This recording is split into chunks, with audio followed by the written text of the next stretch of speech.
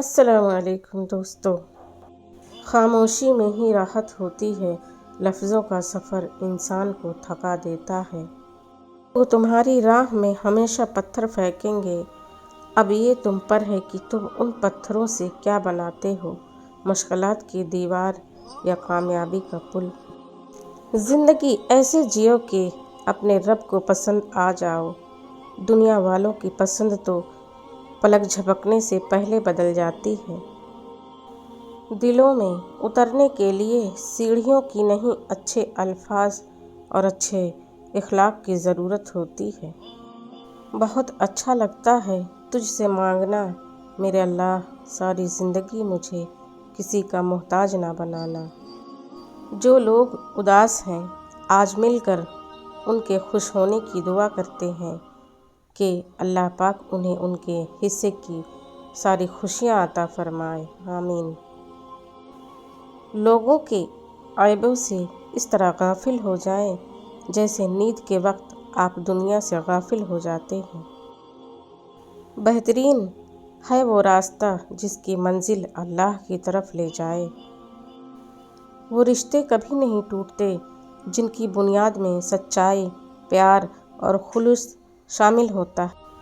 صبر ایک ایسی سواری ہے جو اپنے سوار کو کبھی گرنے نہیں دیتی، نہ کسی کے قدموں میں، نہ کسی کی نظروں میں۔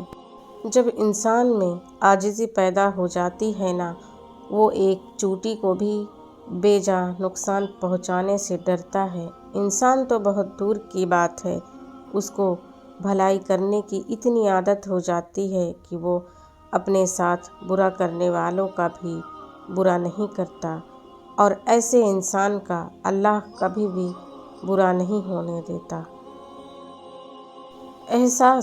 احساس زبردستی نہیں ڈالا جا سکتا، اگر یہ ممکن ہوتا تو اس دنیا میں کوئی مسئلہ ہی نہ ہوتا۔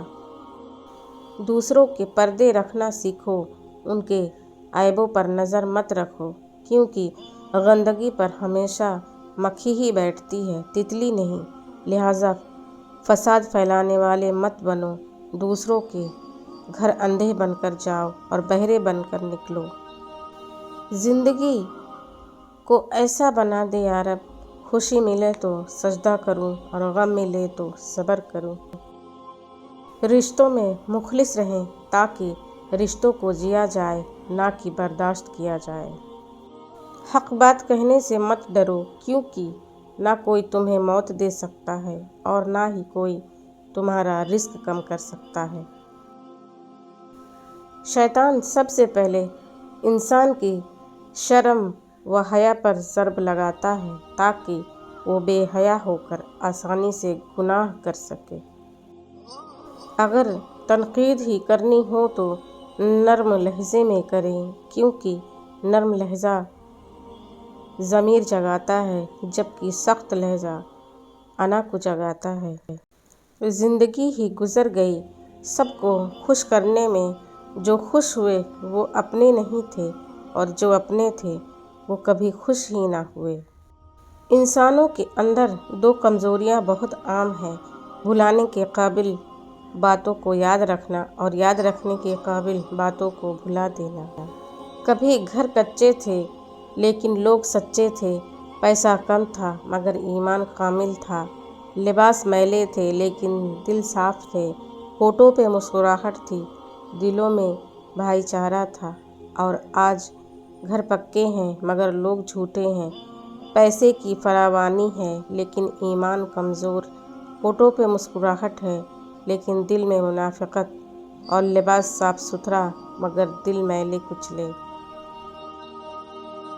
معاف بار بار کرو لیکن اعتبار ایک بار کرو۔ اگر میری ویڈیو پسند آئے تو اسے زیادہ سے زیادہ شیئر، سبسکرائب، واچ کریں، میں آپ سب کی شکر گزار رہوں گی۔ میری اردو پوئٹری چینل کو زیادہ سے زیادہ سبسکرائب کریں۔ پھر ملیں گے نیکسٹ ویڈیو میں، تب تک کے لیے اللہ حافظ، جزاک اللہ خیر۔ خوش رہیں، آباد رہیں۔